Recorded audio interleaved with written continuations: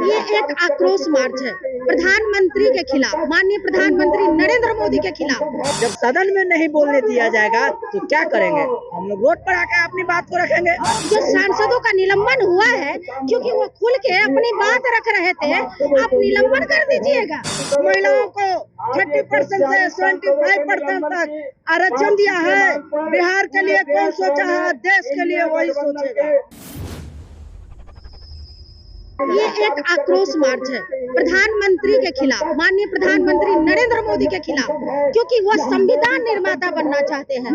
वो लोकतंत्र के खिलाफ काम करते हैं, अपने हिसाब से कानून चलाते हैं। ये हम लोग नहीं चलने देंगे। जो सांसदों का निलंबन हुआ है क्योंकि वो खुल के अपनी बात रख रहे थे, आप निलंबन कर दीजिएगा।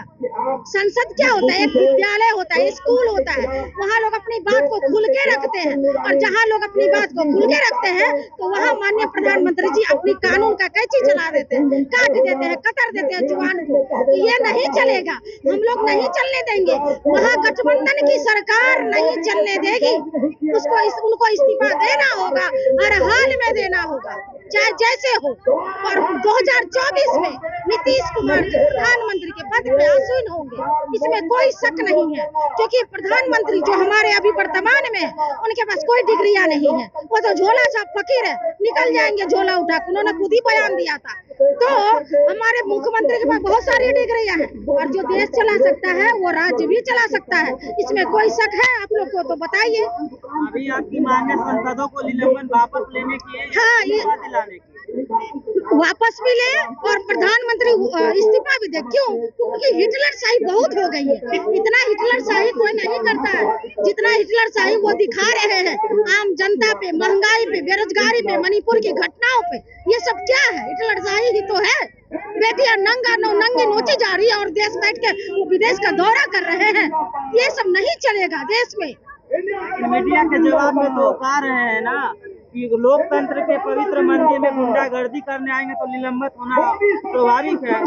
कोई गुंडागर्दी नहीं हो रहा है, वो तो अपनी हिटलरशाही दिखा रहे हैं। लोग अपनी बात रख रहे हैं। हम तो आप हमसे सवाल किए, अपनी बात हम खुल के रख रहे हैं। क्या आप हमको सजा कर दीजिएगा? क्या हमको जेल भिजवा दीजिएगा? ये लोकतंत्र है, यहाँ लोकतंत्र का डंका बज रहा है। प्रधानमंत्री लोकतंत्र में आते हैं, वो भी देश की ही जनता है, भले वो प्रधानमंत्री के पद पे आसीन हो, इसीलिए नहीं चलेगी उसकी हिटलरशाही। इतनी बड़ी संख्या में कभी भी सांसदों को निलंबित नहीं की गई। हाँ, तो उनकी हिटलरशाही तो है, इतिहास में पहली बार ऐसा हुआ है भारतीय इतिहास में 146 सांसदों का निलंबन। इसका मतलब कि आपने लोकतंत्र को दबाने की कोशिश कर रहे हैं कि एक छत्र राज रहे, विपक्ष हमसे आवाज न पूछे और देश की जो समस्या है, जो बुनियादी समस्या है, विपक्ष उसको लेकर सदन में आवाज न उठाए। ये तो विपक्ष को दबाने की कोशिश किया जा रहा है। ये पूरा जो है जान रहा है सब लोग। इसका मतलब विपक्ष जो लोकतंत्र है, लोकतांत्रिक देश है, इसका मतलब आप विपक्ष विहीन जो है सदन तो नहीं बना सकते हैं जब तक। और लोकतंत्र की सबसे खूबसूरती है विपक्ष का होना। अगर ऐसा करेंगे तो हम लोग जब सदन में नहीं बोलने दिया जाएगा तो क्या करेंगे? हम लोग रोड पर आकर अपनी बात को रखेंगे। आखिर कुछ वजह होगी तब ना आजादी के बाद इतनी बड़ी संख्या में। वही तो कह रहे हैं कि आजादी के बाद भारतीय इतिहास का यह एक काला दिन था जिसमें 146 सांसदों का निलंबन यूं ही नहीं कर दिया गया है। ये नरेंद्र मोदी के इशारे पर किया गया है। एक जो है 146 सांसदों का जो है निलंबन यूं नहीं कर दिया गया है। ये नरेंद्र मोदी के इशारे पर किया गया है ताकि देश में जो लोकतंत्र है, हमारे देश की लोकतांत्रिक खूबसूरती है, उसको प्रहार किया जा सके और देश में एक छत्र राज स्थापित किया जाए। ये बीजेपी का एजेंडा है और इस एजेंडे को लागू करवाना चाहती है। और इसका आप लोग नहीं जानते हैं कि जो बीजेपी जो आरएसएस की संपोषित सरकार है, जो नागपुर के हेडक्वार्टर से तय होती है और बीजेपी देश में उसी एजेंडे को लागू करना चाहती है। कल तक जब आप बीजेपी में थे तो बीजेपी बहुत बढ़िया थी। आज जब देखिए अलग हो गए तो बड़ा नाराज दिख रहे हैं। खराब होता है तो लोग अलग हो जाते हैं। जब बीजेपी आज देख लीजिए बीजेपी में जो गद्दावर नेता है उनको साइडलाइन किया जा रहा है। नितिन गडकरी से दिग्गज नेता को साइडलाइन किया जा रहा है। अटल बिहारी आडवाणी, मुरली मनोहर जैसे वाला बीजेपी नहीं है।